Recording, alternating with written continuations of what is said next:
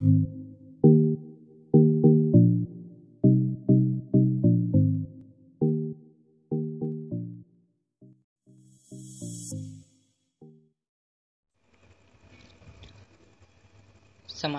नियंत्रण का अर्थ। सामाजिक नियंत्रण प्रक्रिया है जिसके माध्यम से समाज, व्यक्ति व समूह के संबंधों, व्यवहारों एवं आचरणों को नियंत्रित, निर्देशित व व्यवस्थित करता है तथा व्यक्तियों को समाज के स्थापित मूल्यों, नियमों एवं कार्यप्रणालियों के अनुरूप अपने को ढालने के लिए प्रेरित या बाध्य करता है। वस्तुतः सामाजिक नियंत्रण सामाजिक अध्ययन का एक महत्वपूर्ण भाग है। समाज की विभिन्न इकाइयों जैसे व्यक्ति, समूह, संस्था तथा सीमित आदि को यदि अपनी स्वेच्छा के अनुसार कार्य करने की स्वतंत्रता दे दी जाए तो समाज का संगठन समाप्त हो जाएगा तथा समाज में अव्यवस्था फैल जाएगी। इस स्थिति को टालने हेतु प्रत्येक समाज अपने सदस्यों, समितियों, संस्थाओं के व्यवहारों पर प्रतिबंध लगाता है। समाज द्वारा लगाया गया यह नियंत्रण सामाजिक नियंत्रण कहलाता है। सामाजिक नियंत्रण की परिभाषा। बोगार्ड के अनुसार सामाजिक नियंत्रण वह पद्धति है जिसमें एक समूह अपने सदस्य के व्यवहारों को नियंत्रित करता है। टी.वी. वोटोमोर। सामाजिक नियंत्रण शब्द का अभिप्राय मूल्यों और आदर्शों के उस समूह से है जिसके द्वारा व्यक्तियों और समूहों के बीच संघर्ष को दूर अथवा कम किया जाता है, जिससे किसी अधिक समावेशी समूह की सुदृढ़ता बनाए रखी जा सके। मैकाइवर एवं पेज। सामाजिक नियंत्रण से आशय उस तरीके से है जिससे संपूर्ण सामाजिक व्यवस्था अपने को संगठित बनाए रखती है, एक परिवर्तनशील संतुलन की भांति अपने को क्रियाशील रखती है। सामाजिक नियंत्रण का महत्व या आवश्यकता। व्यक्तियों एवं समूहों के व्यवहारों को नियंत्रित करने के लिए सभी समाजों में सामाजिक नियंत्रण की आवश्यकता किसी न किसी रूप में महसूस की गई। प्लेटो, अरस्तु, मनु तथा कौटिल्य जैसे प्राचीन दार्शनिकों से लेकर वर्तमान सामाजिक विचारकों तक प्रायः सभी ने समाज के अस्तित्व के लिए समाज में से किसी न किसी मात्रा तक संगठन व व्यवस्था बनाए रखने को आवश्यक कहा है।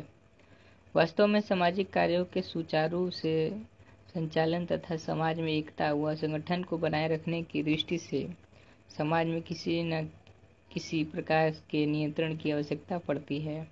समाज में सामाजिक नियंत्रण की आवश्यकता एवं महत्व इस प्रकार है। पहला, सामाजिक स्वीकृति। समाज में अनेक प्रथाएं, परंपराएं, रीति रिवाज होते हैं जिनका पालन करना प्रत्येक व्यक्ति के लिए जरूरी है। समाज में इन सभी का पालन कराने का कार्य सामाजिक नियंत्रण के साधनों का है। इस प्रकार सामाजिक नियंत्रण के साधनों से ही व्यक्ति को समाज के रीति रिवाजों को स्वीकार करने पर विवश किया जाता है। सहयोग। समाज के अस्तित्व और निरंतरता को बनाए रखने हेतु जरूरी है कि उसके सदस्यों में परस्पर सहयोग हो। नियंत्रण द्वारा व्यक्ति को पारस्परिक सहयोग से अपने लक्ष्यों की पूर्ति करने पर जोर दिया जाता है। सहयोग के बिना समाज में संघर्ष, अनियंत्रित जीवन तथा सामाजिक विघटन पैदा होगा। तीसरा, परंपराओं की रक्षा। प्रत्येक समाज की कुछ परंपराएं होती हैं। यह परंपराएं समाज के लिए उपयोगी होती हैं। सामाजिक नियंत्रण ही ऐसी विधि है जिससे इन परंपराओं को उपयोगी बना सकते हैं। संस्कृति की रक्षा। प्रत्येक समाज के व्यक्ति अपने संस्कृति के अनुरूप व्यवहार करते हैं। इससे उनके व्यवहारों में एक रूपता रहती है तथा साथ ही संस्कृति की न केवल रक्षा होती है वरन निरंतरता भी बनी रहती है। पांचवा, व्यक्ति के व्यवहार पर नियंत्रण। सामाजिक नियंत्रण के साधनों का साधनों से व्यक्ति का व्यवहार समाज के अनुकूल बनाया जा सकता है।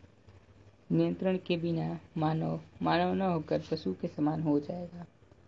सामाजिक नियंत्रण से व्यक्ति के स्वच्छंद व्यवहार एवं मनमानी करने पर रोक लगाई जा सकती है। छठवां, समूह में एकता। सामाजिक नियंत्रण समूह के सदस्यों को एक साथ व्यवहार करने हेतु प्रेरित तथा विवश करता है। समान नियमों के अंतर्गत रहकर कार्य करने से समान दृष्टिकोण का विकास होता है और समाज में एकरूपता पैदा होती है। सामाजिक नियंत्रण के अभिकरण या साधन या संस्था। जिन कारकों से समाज में व्यक्तियों का व्यवहार नियंत्रित होता है वे सभी सामाजिक नियंत्रण के साधन हैं। कुछ प्रत्यक्ष साधन होते हैं, कुछ अप्रत्यक्ष, कुछ सकारात्मक होते हैं, कुछ नकारात्मक, कुछ औपचारिक होते हैं तो कुछ अनौपचारिक, कुछ सामूहिक होते हैं तो कुछ संस्थागत। इस प्रकार सामाजिक नियंत्रण के अनगिनत साधन हो सकते हैं, लेकिन कुछ प्रमुख साधनों का विवरण इस प्रकार है। पहला, परिवार। दूसरा, प्राथमिक समूह। तीसरा, लोक रीतियां एवं लोकाचार। चौथा, धर्म या मजहब। पांचवा, नैतिकता। छठा, प्रथाएं। सातवां, नेतृत्व। आठवां, कानून। नौवां, राज्य। और 10वां, शिक्षा। 11वां, जनसंचार के माध्यम।